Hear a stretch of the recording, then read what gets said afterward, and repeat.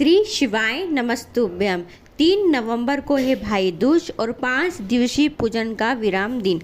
जी हाँ, जो लोग लगातार धनतेरस से 5 दिन की पूजन कर रहे हैं तो ये 5 दिवसीय पूजन पूरा हो जाएगा 3 तारीख को। 3 नवंबर की है भाई दूज और भाई दूज के दिन आपको गुरुजी ने एक विशेष उपाय करने को कहा है। शुभ मुहूर्त देखकर आपको यह उपाय करना है।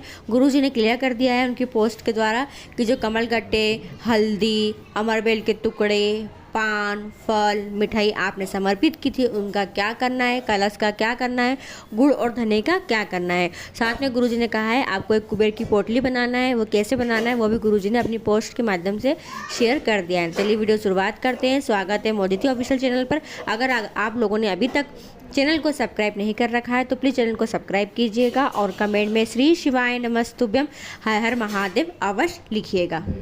गुरुजी ने कहा है कि आप सभी को भाई दूज की बहुत बहुत शुभकामनाएं। आज 5 दिवसीय दीपावली पूजन का 5वां विराम दिवस है।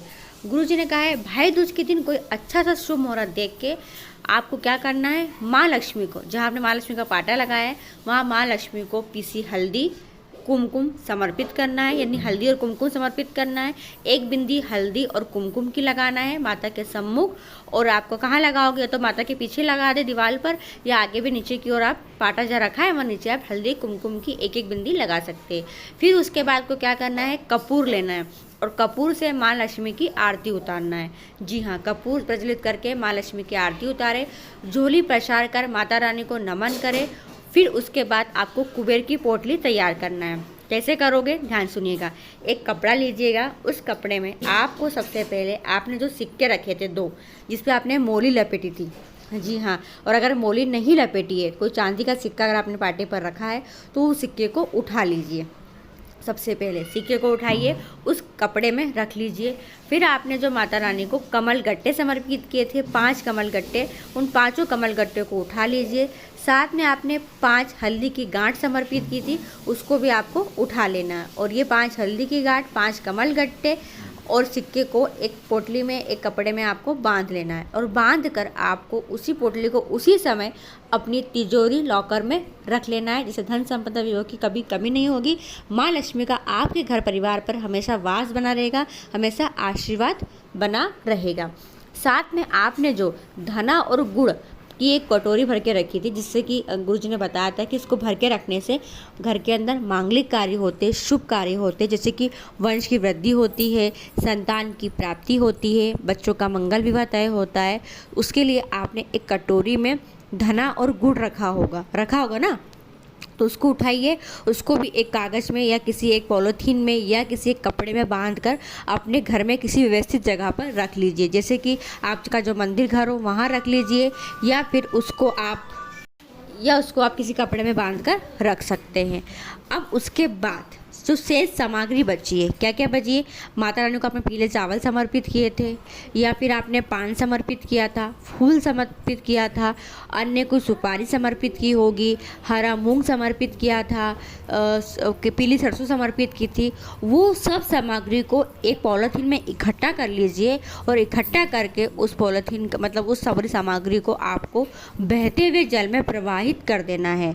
अगर आपके घर के आसपास नदी, तालाब, कुआं, बावड़ी नहीं है प्रवाहित करने के लिए, तो फिर आप क्या करोगे, तो फिर आप किसी पीपल के पेड़ के नीचे भी रखकर आ सकते हैं। और जो चावल वगैरह है, हरा मूंग है, वो आप पक्षियों को खाने के लिए अपनी छत पर भी एक कटोरी में भर के रख सकते हैं, ताकि वो पक्षी लोग खा ले, या फिर किसी खेत वगैरह में इसको डालकर आ सकते हैं।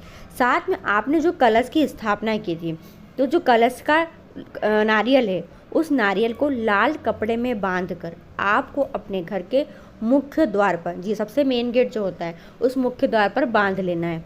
जी हाँ, बांध लिया। फिर आपको जो उस कलश का जल है उस जल को पूरे घर में छीट दें।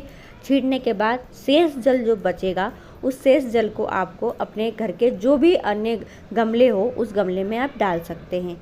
अब कलश के नीचे जो आपने अनाज रखा था, जैसे गेहूं रखा हो या आपने चावल रखा हो, उसमें से कुछ दाने आप अपनी मनोकामना बोलकर, आपकी जो भी मनोकामना हो उसे बोलकर आपको थोड़े 4-5 दाने जो है चावल या गेहूं के, वो एक कपड़े में बांधकर अपने पास रख लेना है। और शेष चावल के दानों को अपने घर के जो गमले हैं उसमें डाल देना है। तो ये बात हो गई कलश की।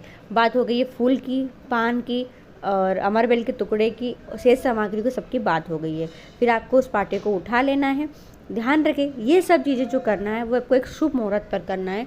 शुभ मुहूर्त पर करने से क्या होता है कि साल भर तक आपके घर में कभी भी किसी भी चीज़ की कमी नहीं रहती है। ऐसा नहीं कि जब मर्जी पड़े आपने उठाया और सब चीज़ें कर दी, ऐसा नहीं। शुभ मुहूर्त देखकर ही माता रानी का पाटा उठाए। अगर आपके पास समय नहीं है तो शुभ मुहूर्त में पाटा खसका ले, बाकी जो चीज़ें करना है आपको बाद में आप कर सकते हैं, पर शुभ मुहूर्त पर ही आपको ये करना चाहिए। साथ में किस दिन करोगे, तो भाई दूज के दिन यानी कि पंचम दिवस के दिन यह सब आपको करना रहता है। अब बात करते हैं जो दीपक आपने प्रज्वलित किए थे दीपावली के दिन, उन दीपकों का क्या करना है। क्या उन्हें ठंडे कर देना है, विसर्जन कर देना है?